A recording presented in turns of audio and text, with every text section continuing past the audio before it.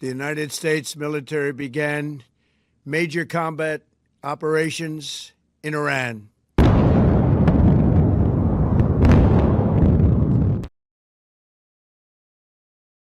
Landscape keamanan dan stabilitas global pada detik ini baru saja mengalami pergeseran jatuhnya salah satu tokoh paling terkenal sekaligus paling ditakuti di atas papan catur geopolitik Timur Tengah, Ayatollah Ali Khamenei, pemimpin tertinggi spiritual dan politik Republik Islam Iran, secara resmi dikabarkan telah tewas. Beliau meninggal bukan karena faktor usia ataupun penyakit organik, melainkan sebagai korban langsung dari sebuah operasi militer presisi yang sangat tinggi yang secara sengaja dirancang untuk menghancurkan jantung pertahanan dan pusat komando negaranya. Laporan intelijen awal yang bocor ke meja redaksi internasional mengindikasikan bahwa kematian sosok kunci revolusi ini terjadi di tengah amukan badai serangan udara yang meluluhlantahkan wilayah ibu kota. Kawasan Timur Tengah telah melangkah melewati garis merah batas toleransi yang tidak akan pernah bisa ditarik kembali, terseret jatuh ke dalam sebuah babak baru peradaban yang jauh lebih brutal, lebih kompleks dan lebih sulit diprediksi dari apapun yang pernah umat manusia saksikan dalam catatan sejarah. Bahwa era negosiasi telah berakhir secara tragis, digantikan seutuhnya dengan bahasa senjata mematikan dan unjuk kekuatan militer secara telanjang di panggung dunia. Di belahan benua Asia lainnya, pada rentang waktu kronologis yang nyaris bersamaan dan mengundang kecurigaan yang sangat tinggi, sebuah tragedi berdarah dengan skala kerusakan yang tak kalah raksasa yang juga berlangsung. Kota Kabul, ibu kota Afghanistan yang telah lama menjadi saksi bisu berbagai konflik berkepanjangan dan didera tanpa akhir, kembali diguncang oleh kampanye pengeboman berskala sangat masif dan mematikan. Serangan udara yang luar biasa brutal ini, yang secara sengaja mengejutkan dunia intelijen, dilancarkan secara sepihak oleh negara tetangganya sendiri, yakni Pakistan, dengan serta-merta menambah dimensi krisis baru yang memperkeruh peta keamanan benua Asia secara keseluruhan.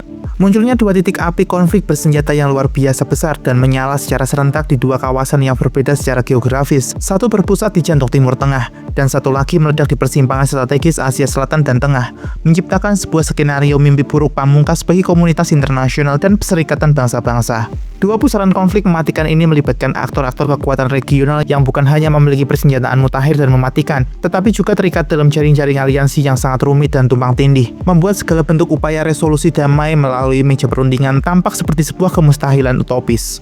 Di tengah pusaran kekacauan berdarah yang terjadi secara stimulan di dua front ini, banyak pakar geopolitik, analisis pertahanan, dan pengamat internasional terkemuka yang dengan cepat sepakat pada satu kesimpulan awal yang sangat mengerikan.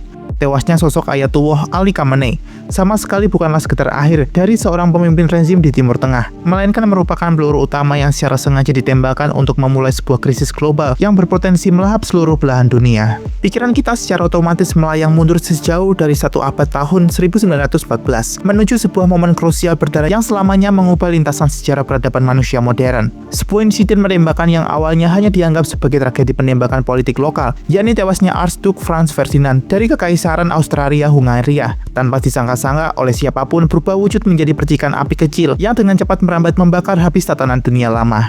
Kematian satu orang individu pada masa itu secara tragis memicu serangkaian aktivasi dan aliansi militer yang mengikat negara-negara secara kaku, menghasilkan sebuah efek domino kehancuran yang tak terbendung oleh akal sehat diplomasi. Negara demi negara secara membabi buta terseret dalam pusaran kekerasan yang melegalkan pembantaian massal, hingga ketegangan ini memuncak pada meletusnya Perang Dunia Pertama, yang hingga kini dicatat sebagai salah satu konflik paling destruktif, traumatis, dan mematikan dalam lembaran sejarah kelam umat manusia. Kita akan membongkar dokumen rahasia mengenai strategi perang yang sangat berbahaya. Pergerakan militer saat ini bukan hanya mengancam keamanan dunia, tapi juga mendorong peradaban kita ke ambang Perang Dunia Ketiga. Penting juga dipahami bahwa konflik global ini tidak terjadi di tempat yang jauh saja. Dampaknya akan langsung terasa sampai ke rumah kita dan mengganggu kehidupan sehari-hari. Perang bukan sekedar berita luar negeri. Ini adalah krisis nyata yang bisa menghancurkan ekonomi nasional. Karena jika terjadi kekacauan sedikit saja di Timur Tengah, maka harga minyak mentah global akan langsung melonjak. Akibatnya harga BBM di dalam negeri pasti ikut naik drastis. Kenaikan BBM ini akan memicu efek domino. Harga kebutuhan pokok akan meningkat dan terjadi inflasi besar-besaran.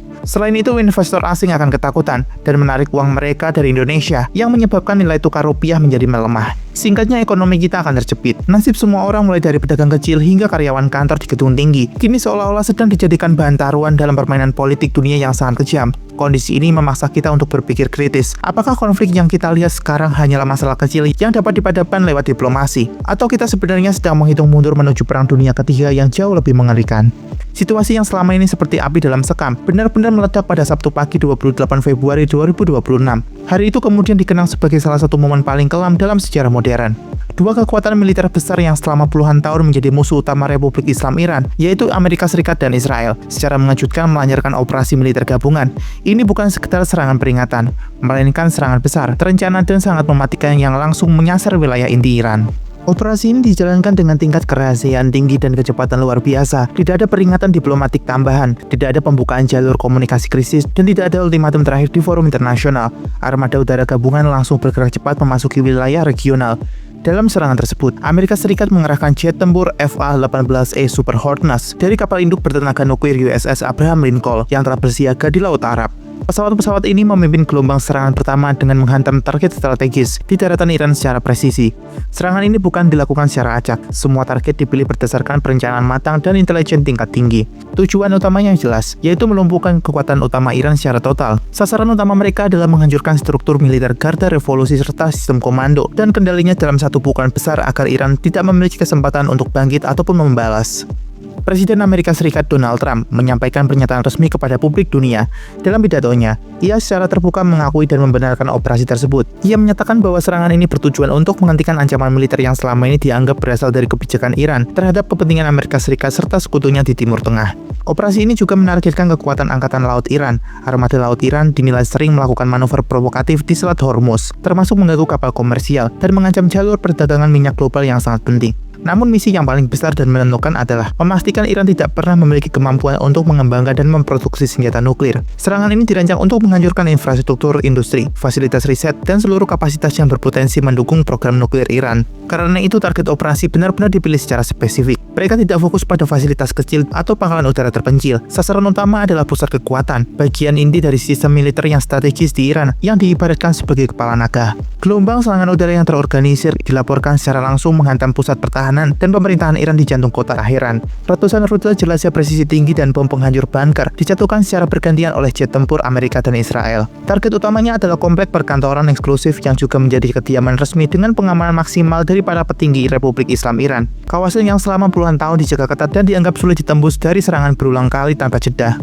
Titik serangan difokuskan pada pusat komando pemimpin tertinggi Iran. Pada saat yang sama, komplek kepresidenan tempat Presiden Masoud Pezeshkian berada juga menjadi sasaran. Dampak ledakan yang terjadi sangat besar dan menghancurkan. Debu dan asap menyelimuti kota. Dunia kemudian diguncang dengan kabar yang mengejutkan di tengah situasi komunikasi yang kacau. Sumber dari lingkaran pemerintahan Iran akhirnya mengkonfirmasi bahwa Ayatollah Ali Khamenei dinyatakan tewas akibat serangan tersebut. Kawasan elit di pusat Teheran yang selama ini menjadi pusat kendali politik dan komando keamanan nasional berubah menjadi puing-puing beton dan baja yang hancur. Asap hitam masih mengepul dari reruntuhan bangunan yang rata dengan tanah, menandai runtuhnya simbol kekuasaan tertinggi negara tersebut. Peristiwa ini tidak hanya menimbulkan kerusakan fisik yang besar, tetapi juga memicu guncangan politik global. Dunia menyaksikan sebuah momen yang berpotensi mengubah arah sejarah dan memicu ketegangan baru di tingkat internasional. Di tengah berlangsungnya operasi militer terbuka bukanlah peristiwa biasa yang dapat dipandang sebagai sekedar pergantian tokoh politik. Dalam sistem politik Iran, posisi pemimpin tertinggi memiliki otoritas yang sangat besar, baik secara spiritual maupun politik. Bagi jutaan pendukungnya, ia bukan hanya kepala negara dalam arti formal, tetapi juga simbol ideologi dan identitas nasional yang telah dibangun selama puluhan tahun. Kematiannya secara paksa di tengah konflik bersenjata membawa dampak simbolis yang jauh lebih dalam dibandingkan sekedar hilangnya seorang pejabat tinggi. Peristiwa seperti ini berpotensi menciptakan guncangan psikologis dan keamanan dalam skala luas. Sejarah telah berulang kali menunjukkan bahwa kematian seorang pemimpin penting pada waktu yang sensitif dapat memicu efek domino yang sulit dikendalikan. Dunia abad ke-21 tidak hanya dipenuhi dengan persaingan geopolitik, tetapi juga dibayangi oleh keberadaan senjata nuklir dan teknologi militer canggih. Setiap eskalasi besar yang melibatkan negara dengan dipengaruhi regional kuat berisiko meluas dengan cepat. Kematian Ayatollah Ali Khamenei dalam situasi serangan militer terbuka dapat dipandang sebagai sebagian pihak sebagai serangan langsung terhadap simbol kedaulatan dan ideologi negara.